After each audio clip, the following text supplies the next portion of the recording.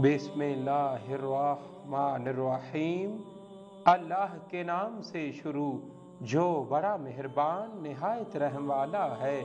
और दरूद लामहदूद हजूर सल्लल्लाहु अलैहि वसल्लम की बारगाह नाज के अंदर हदियतन अकीदतन मुहब्बतन नजरानतन तोहफतन मवद्दतन अदबन पेश करने के बाद दरूद शरीफ और मज़ार इकबाल अल्लामा इकबाल रहमतुल्लाहि ताला अलैह को दरूद पाक से हद दर्जा मोहब्बत थी और आप अक्सर औकात दरूद पाक का विर्द करते थे। एक मर्तबा एक औरत अपने खावंद के साथ अल्लामा साहिब के पास आई और कहने लगी, मुझे बेटे की शदीद ख्वाहिश है, लेकिन मेरे घर बेटा पैदा नहीं होता। मैंने बहुत दुआएं मांगी, लेकिन अभी तक औलादे नूरीना से महरूम हूँ, मैं क्या करूँ?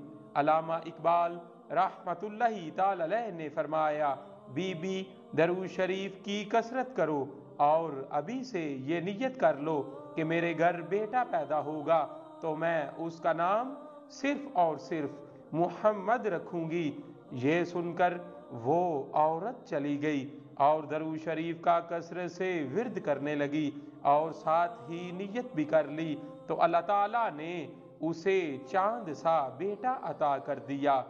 खुदा की कुदरत देखिए कि इस वाक़े के कुछ अरसे बाद अल्लामा इकबाल वफात पा गए।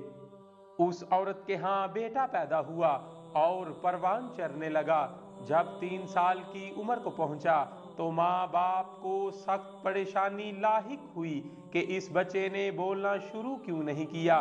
बहुत से डॉक्टर्स को चेक करवाया, लेकिन किसी को कुछ समझ न आया कि बच्चे को क्या बीमारी है। आखिर एक दिन उस बच्चे की माँ ने अपने खामन से कहा कि मुझे अल्लामा इकबाल रहमतुल्लाहि ताला अलैह की मरकद पर ले चलो।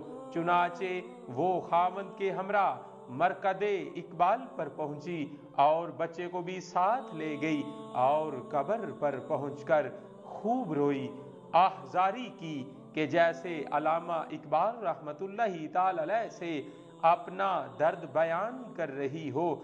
फिर कुछ देर बाद खामोश हो गई और मुस्कुरा कर अपने खावंद से कहने लगी कि कब्र से कुछ मट्टी उठा लो। खावंद ने कब्र से कुछ मट्टी उठा ली और घर जाकर वो मट्टी पानी में घोलकर कुछ अरसा बच्चे को पिलाई तो रब्बे करीम ने बच्चे को कुव्वते गोयाई अता कर दी। ये शान है खिदमतगारों की, सरकार का आलम क्या होगा।